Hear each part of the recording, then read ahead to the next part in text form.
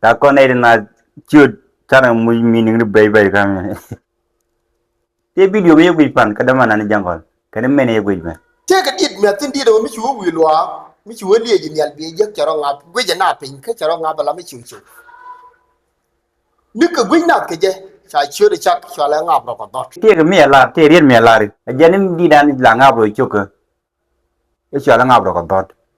okay te mde gui ti jangol jen nga bro choka cha nga bro dot no kon ni kon dot jen nga bro choka de cho la nga bro choka ko jen cha nga bro dot chưa được một chân trả luôn thì chưa được một nè cũng nghĩ còn bắt còn để nó nghĩ còn à đi muốn ngáp mới là khơi rồi đó để ra là quả là cái khơi rồi chưa cơ bùi được cuồng lòng pin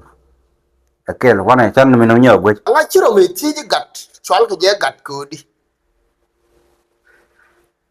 ta ne ni wa non ka me lin ka anu mu chwala gat ke jam an wala bi lin wo gat chwal ka je di gat min chwal kan je gat a woje la je ke je gada kala da be gada a je ni chwal ka gada gat mi gor ko ba gat ja ko be tin bina ta gada kamu wa da ke je ba da gada a je ni chwal ka gada gat okay lakini mbia ngaja oji ni I think jango ram kele ke oji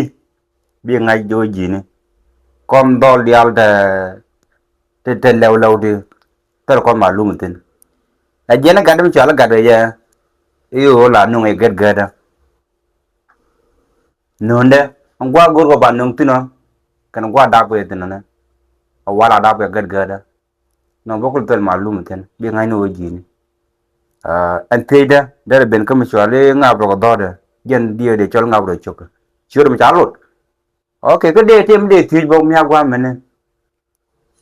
mới là mặn tu cho cái mặn tu dân man này giờ ôi thuộc nhạt dân cái man nó này mặn tu dân ôi man này thuộc mới đâu lột đi lột chẳng rồi